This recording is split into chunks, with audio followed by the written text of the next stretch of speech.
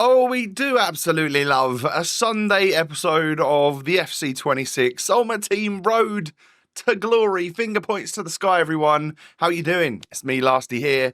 Let's get cracking with your Sunday special. Hope you're all doing well. If you enjoyed today's episode, please do me a tiny little favour. Hit me with a thumbs up. That'd be brilliant. Thank you. Keep the hype of the series going. Thank you so much for all of your amazing feedback so far. I feel like I've been a lot more active in the comment section and stuff, replying to you guys and whatnot. So make sure you leave me your comments down below. Literally tell me anything. You can tell me what your team is. You can tell me who your best player is, and I'll get back to you.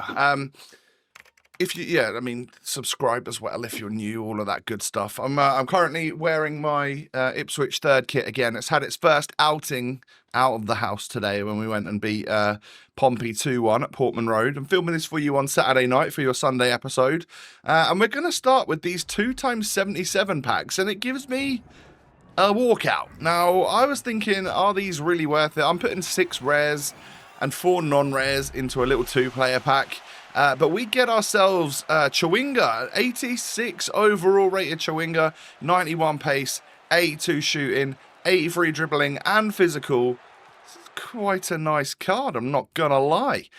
So we've got that. If we want to link her to Trinity Rodman, we certainly can do. 4-star, lengthy as well. Interesting. She could be really quick, couldn't she? Second one of these we end up getting ourselves a Chelsea Canadian, women's Chelsea Canadian centre-back, 83 rated Buchanan. But in the pack, there is a Marcus Rashford, 15 to 20,000 coins, the Barcelona attacker, on loan, of course, from Man United. We've ended up getting ourselves a Rashford, who is always such a great starter player on this game. I used him, I've probably used him every year for the past few years at the very start, and normally we do a couple Evos and stuff on him, and he definitely wrecks me when I play him in game. So I think Rashford's going to find his way into our squad at some point in today's episode. That would be quite nice. We're not actually going to be using our main squad today. I had to go out and buy some players and build some stuff for an exhibition area of the game, a live event, I guess, which we'll get to in just a second. But before that, let's complete the World Tour of England, whatever it was, challenge, to get ourselves a rare mixed players pack. Bronze, silver and gold. I'm not seeing a walkout though, unfortunately. It's going to be a Real Madrid Turkish player, 70 pace. Do you know, it surprises me because Arda Güler is supposed to be some sort of like very, it was almost had like Wonder Kid accusations at some point. Is he actually kind of slow? I can't say I've ever watched him play football, but I'm curious. Does he deserve the 70 pace that he gets there? Now, I did another one of these 77 times 2s because I thought they treated me so well, and we literally got a walkout from it. So I think I'm going to carry on doing these. The pack rate seems really quite nice, and I just hoped when I saw Brazilian centre-back male that I thought that if we could get an untradeable Marquinhos so we can sell the other one, oh my god, that'd be unreal. We get Gabriel though, not quite as good, of course, a very, very good centre-back, and actually higher rated than Marquinhos, but doesn't quite fit our team at present. However, we do, of course, have a Martinelli in the club. We have a Declan Rice in the club. If I wanted to, I could get some Arsenal lads in, and we could go from there. But yeah, probably gonna... I'll get him in the team if we pack Gyökeres, all right? I built this little squad right here. So putting together more of the La Liga players to bring in Rashford and bring in Pepe. Obviously, it takes out Queen Trinity Rodman, which I'm not too happy with, but I don't mind if we bring her off the bench. She could do a job like that. We can't use her forever. I'm happy to change the team up from time to time. And then this Cornerstones exhibition, into the new promo we go. And I decided that this was the team that I was going to use. It fulfilled every one of those objective criteria, so that if I won all the games and stuff, and played all the games that I needed to, scored some goals and stuff, I would get this done in like 5 matches. So there's a few players here that I've been like itching to try. I really wanted to try out Goretzka. I really wanted to try out Ekitike especially. And then Rayan Cherki as well for Man City. We're going to use him as a a right winger here. And I think he's probably better in a central cam position. We get there eventually in this episode, don't you worry. But for now, this is the team that I sort of built and went into some games with. And for anyone that was playing this on Friday night in the Cornerstones exhibition area, you'll know kind of the drill of basically what happened. It was global launch day, so we were pretty much expecting something to go wrong, and it turns out it was the tracking of objectives. Now I think I haven't actually had any issues with the tracking of objectives in this first week of Ultimate Edition launch and stuff.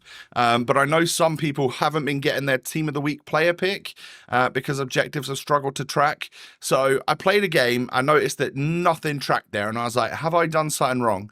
So I literally went through the list again. And I was like, okay. No, I go into another objective and it's tracked what I've done there. So what's going on with the first part? Why is nothing working? And I thought, oh, well, I'll play a couple more games and just see how I get on. And, you know, with a little objectives pack in between, we get Dalman from Bayern Women and Theate, who, his hairline's worse than mine at this point. Sorry, mate. I was struggling. I got that first win, but then I lost a couple games, a few games in a row. So I changed it up to the 4-2-1-3 instead of the 4-3-3-4. Figured we'd go for that. I tried 4-2-4 at some point as well.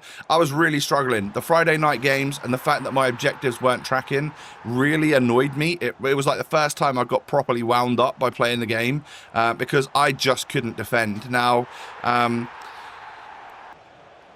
I took a step back after I got off for the night on Friday night with things not tracking and stuff. I was like, well, this is pointless. So I went and had a bath and I had a chill. Something I've not done for like a year, or I haven't had a bath for ages. You know, I'm a shower guy. But so I went and relaxed. Came back the next day with a fresh mindset and also a fresh squad, sort of. So we'll get to that in a moment. But I think this is probably the last game that I was playing. And it was kind of annoying me because every now and again I would get a victory. And when that doesn't count, it feels so wasted, you know. But yeah, we were trying out Kolo Muani. I wanted to give a real good run for Nico Williams. He's quality, by the way. Really like his card. I feel very lucky that we managed to pack him. He's obviously at Cornerstones this week, so if you pack Nico Williams, you're getting a pretty good version of him. So we're working towards this player, but it just wasn't tracking, annoyingly. So I thought, hey, why not go and do another 77 times 2, try and make me feel better, get a couple of these done. I actually went out and bought some rare golds because I had run out in my club. So I'd spent like 6,000 coins on these. So I was hoping that we would get something of value. First one pops up. It's Nathan Ake. Not great, not ideal, not the worst. But yeah, it's not quite some of the other packs that we've had. And then no walkout again in the second one. But I was actually really intrigued. When this player walks out, look how good her stats are, by the way. 90 pace, 82 shooting, 81 passing, 85 dribbling. She's got loads of play styles as well, and like in weird areas. She's got like a defensive play style. I took a little look at the card. 4-star, 3-star, explosive. I mean, play style wise, she's got like anticipate, and like it's strange. But I thought a really cool card. Probably you'll never come up against her, but I bet she's actually all right in game. So this was the moment where I then changed the squad. It was the next day, I'm pretty sure. And yeah, it was Saturday morning here. This is before I went out to the football match to watch Ipswich. And you can see my screen looks a bit different. I've got the different overlay settings on. I basically went into my settings after watching a few TikToks, and I actually changed my camera angle back to what I had been using. I was actually using a camera angle suggested by one of the pros when I was watching a TikTok. I think it was Ryan Pessoa. So Ryan, mate, yeah, you've screwed me over. No, I was using telebroadcast, but I didn't like it as much. I've gone back to co-op, and like 2 height and 13 zoom or something like that, and like custom settings. I think this looks better. I think I see quite a lot of the playing stuff, and I've also switched from advanced defending, which I've been on for the last couple of years, or however long it's been about. I switched from advanced defending back to tactical defending. So basically, even though I've been on advanced defending, I pretty much always use the B button to do my standing tackles. And I don't ever really make use of the pressing the A button, which is just like a shoulder barge type thing. So now I've gone back to the tactical one. I'm just letting the computer choose which tackle to do. And for some reason, I've been in much better shape. I've also switched back to my 4-2-3-1 wide and changed some custom tactics. So now I have balanced. So I'm not on like counter attack or low depth or high depth. I'm on balanced. And then just certain player roles in certain situations, even if that doesn't put a player on plus. I think for my defenders, I have fullback defend on the fullbacks, defender defend on the centre backs. CDMs, I have one ball playing defender or ball playing midfielder in build up, and one as a box crasher. So they just get forward and aid in the attack. My wide players, left mid, right mid, are not shadow strikers. They are inside forwards, but on balanced, not attack. So hopefully they're a little bit more involved in the midfield. And then Ekatike at Cam was playing as a shadow striker, which I had before been using like classic 10 or playmaker. Shadow striker for him. Next to, or that's actually Cherky in this squad right here. And then Ekatike up front was on advanced forward attack, obviously, because that is just the best one for a striker. So I'm going to go with those roles, that formation for the foreseeable, I think. And with that, we're going to see if we can improve that way. I felt like my defending was a little bit better. I also tried to be a bit of a better defender. So I was jockeying with my player, not lunging into tackles all the time, trying to just like grab my CDM and run with him and let the what minimal level of AI defending there actually is, let them keep their shape as much, and then choose the centre back and make the tackle when I could. But it's unlocked my first Cornerstones player, Alnal Martinez. Can play right back, centre back, right mid, right wing. He's quite versatile, this fella. And I genuinely think like this could potentially be an all right centre back if we can get his defensive awareness up and stuff with a chemistry style. So that's quite nice. We got a bunch of the games done. I don't need to do any more. I don't know, now that I've completed it, I don't know if I can do those other 2 objectives to get whatever little pack they offered. Maybe I can. I guess I probably can. It'll just be one more game in that in this area. But I am going to sell the players here that I bought for the squad. And it just so happens that I bought them on the Friday night when lots of people had got the game. It was the global launch of the regular edition of the game. So there were so many people buying packs and stuff, probably opening their FC points or whatever. And then I picked up my players on that day. It turns out the Saturday morning, once I'd done the exhibition, that my players had gone up in price a little bit, so I made back a little bit of money on those as well. Really happy to pack Pavard here. Apparently, he's quite good. I'm of the opinion that high dribbling centre-backs with decent-ish agility and balance are going to be much better this year, even if they're not really tall. The only problem is he's got a playstyle plus in jockey, which is great, but it's the only playstyle he's got. I would have loved to see like a great intercept or something there. That would probably make him even better. But yeah, as you can see, I list my players for just a little bit more than I bought them for, and I'm pretty sure all of them end up like selling eventually, which is very nice. I think I could have even got a little bit more for this Kefren Turam. I probably should have checked the market a bit better. But I paid 3.9. I get like 4.5. I think he was going for nearly 5. So yeah, this was all right. It ended up being all right. I only eventually got the objectives done because EA had realized that they'd made a mistake, and the objectives weren't counting for everyone. And actually, they just removed all of the what did they remove? The actual parts of the objectives which said that you need this league, this nation, this whatever.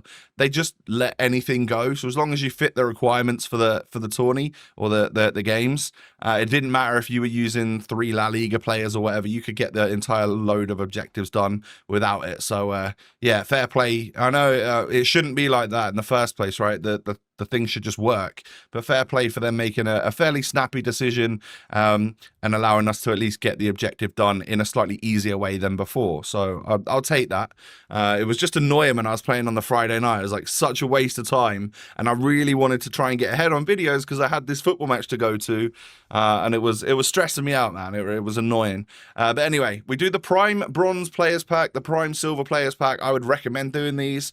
Put your untradeable versions of players into these packs, get tradable ones back. A lot of them are selling on the market for more than what you would discard them for, so you can actually make a few thousand coins here if you want to, or keep them for later or other SBCs or whatever it may be. But yeah, these are actually all right, and they give you more than you put in. So you put in 11 players, 3 of which are rare. You get 12 players back, 6 of which are rare. So it's just a win-win, really. You should definitely be doing these. I think they repeat every week, every 6 days or something. So do that. Make sure you do it. Make your coins that way. So for the end of the episode here, I decided to put our first Cornerstones player into the squad at centre-back for now. Whether or not we keep him there, I'm not sure. And Marquinhos had risen in price a bit, so I got 66,000 for him and I paid 57k. So that was awesome, and I'm going to miss him, actually. Like, I don't want to really let him go, but I kind of want to get my coins up because I feel like maybe the market was at a little bit of a high and maybe it will drop again and I can pick some players up then, or maybe we go out and buy someone like really pretty big and awesome. That'll be cool. But my friends, we've come towards the end of the episode already. I know, I'm sorry, but you've got some Super Sunday football to watch, no doubt. So I'll let you crack on with that. As long as you've already hit me with a thumbs up. If you haven't, hit me with a thumbs up right now. Thank you. Subscribe as well if you're new to my channel. Cheers. And follow me on socials. All the links are down below. For me, the next Ipswich match is literally on Tuesday night. I've got to go to Bristol City away on Tuesday night. That's quite a distance. Looking forward to it, though. And I'll catch you all in the next episode. Peace.